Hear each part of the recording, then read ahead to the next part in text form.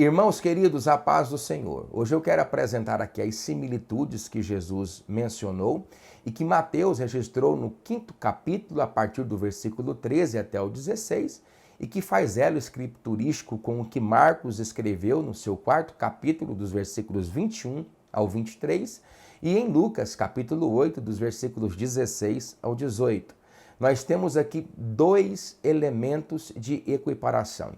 É importante também frisar que o retórico, o orador, o professor, o pedagogo que utiliza-se de parábolas, aliterações, metáforas ou similitudes, ele possui a expectativa de fazer com que os seus ouvintes possam observar os objetos de equiparação. A diferença entre uma parábola e uma similitude é que similitude fala de coisas que são essencialmente semelhantes. Ele utiliza dois elementos para descrever a influência que esses elementos possuem e sobre os quais cumprem o seu objetivo na Terra, fazendo com que nós, ao observarmos esses elementos, possamos de igual modo cumprir com as mesmas expectativas. Logo, a diferença de uma parábola para uma similitude é que a parábola ela traz também elementos comportamentais, conceituais, elementos característicos e que podem ser adicionados ao nosso comportamento para que seja adjetivada as nossas posturas, mas aqui não. Aqui não está falando de comportamento, não está falando de aplicabilidade, nem de circunstancialidade. Aqui está falando de essencialidade. É por isso que eu separei dois conceitos aqui nas similitudes. O primeiro, são dois elementos que não perdem essência. Segundo, são duas coisas essencialmente importantes para a humanidade. Então, de cara você percebe que a expectativa de Cristo é que nós consigamos cumprir os nossos papéis como igreja, assim como a luz cumpre o seu papel para o mundo e o sal cumpre o seu papel para a humanidade. É interessante também voltarmos à ideia de que o sal utilizado por Jesus era um sal utilizado por extração. Consequentemente, poderiam haver naquele sal alguns níveis de contaminação, de impureza e de infiltração, que poderia eventualmente fazer com que o sal perdesse a sua integralidade. Agora eu vou explicar isso de forma mais prática. Diferente de tudo que nós pensamos ou ouvimos, compreender as similitudes é essencialmente importante para fazer com que nós cumpramos, através dessas figuras de linguagem, o nosso papel como Igreja de Jesus. Mas vamos ler aqui o que a Bíblia está dizendo. Vós sois o sal da terra, e se o sal se tornar insípido, como se há de salgar? Para nada mais presta, senão para ser lançado fora e ser pisado pelos homens. Vós sois a luz do mundo.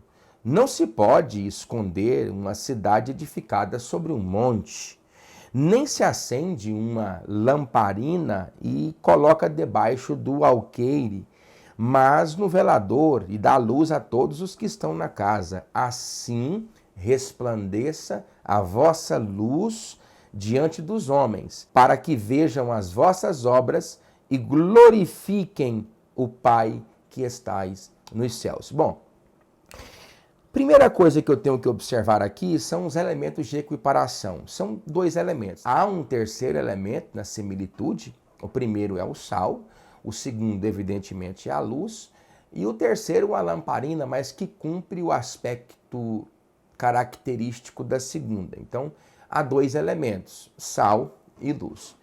A primeira verdade que eu preciso destacar aqui é que não é da natureza do sal perder a sua integralidade, a sua essência. Sal nunca deixa de ser sal. Então, por que essa hipótese? Veja que aqui é uma hipótese. Se o sal for insípido, ou seja, está falando de elemento circunstancial, não é uma retórica inferente. O sal vai deixar de salgar. Não é essa a ideia do texto.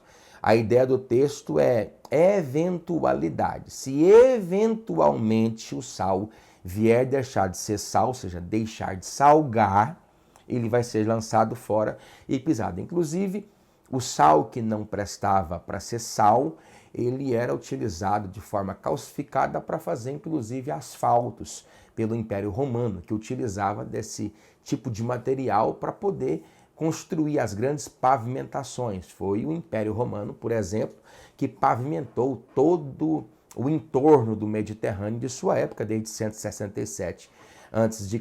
até no quarto século da Era Comum, quando o Império começa a declinar-se com as invasões dos bárbaros, ali na região do Estreito de Gibraltar, de modo que o Império Romano ele calcificou, solidificou a pavimentação, os translados. Então, o sal, quando não prestava para ser sal, ele era utilizado para servir de asfalto. Mas não é isso que eu quero falar, porque aqui está claro, Jesus já fala isso.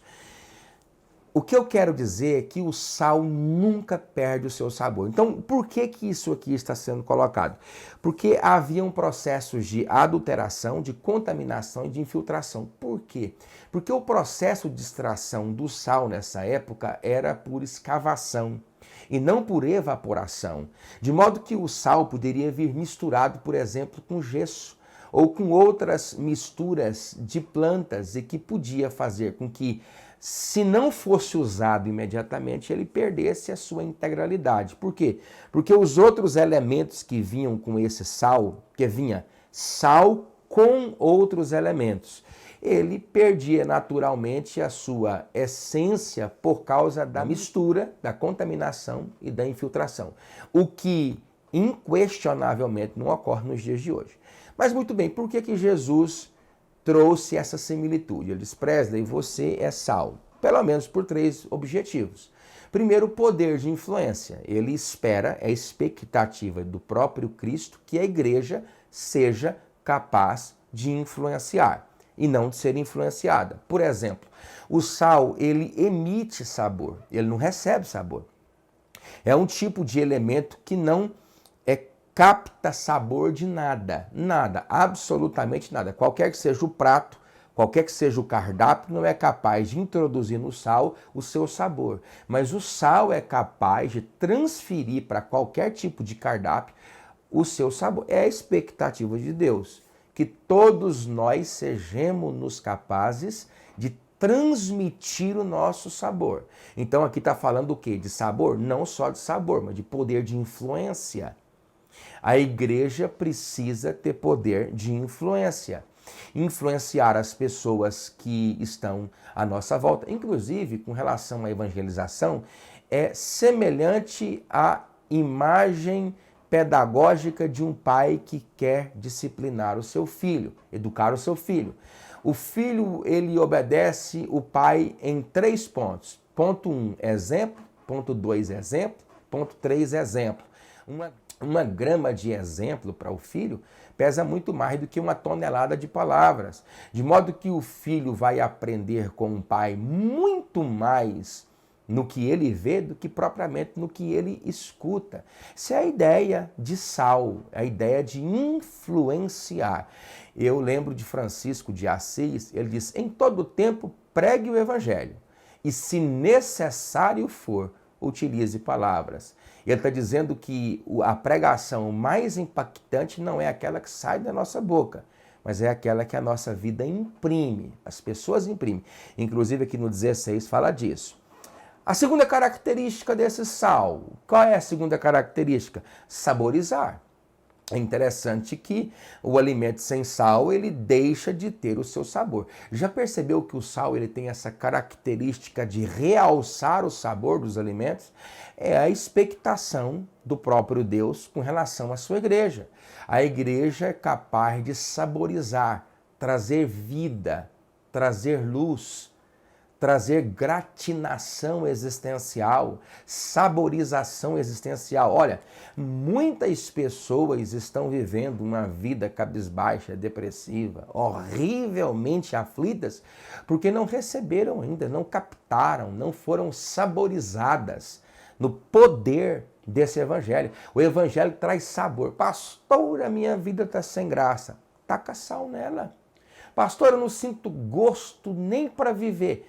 Quando você não sente gosto num prato, o que você faz para realçar o sabor dele? Joga sal. Sabe o que está faltando? O poder do Evangelho. E essa é a expectativa. A expectativa de Deus é que nós possamos ser capazes de saborizar o ambiente, a vida, a estrutura, a família, o emprego. Chegou o cristão na empresa, todo mundo sabe, há um novo sabor no ambiente. A terceira característica, conservação. Gente, é uma similitude. O que é similitude? É uma parábola? Não. Similitudes são coisas que são essencialmente as mesmas.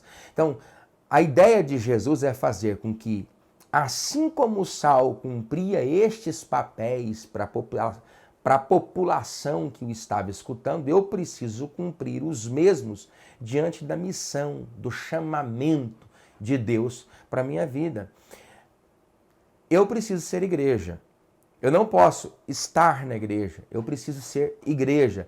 Conservação. Conservação. Era uma das propriedades mais fundamentais para se utilizar o sal nessa época. Conservação. Por quê? Porque sem o sal no alimento, ele entrava no processo de putrefação. Então, quando não tem sal, não tem influência. Quando não tem sal, não tem sabor. Quando não tem sal, os valores se perdem. Os postulados comportamentais se degeneram, se corrompem, se tornam promíscuos, inócuos, sem sentido, sem vida. Mas o poder do Evangelho tem essa integralidade em si, de trazer conservação.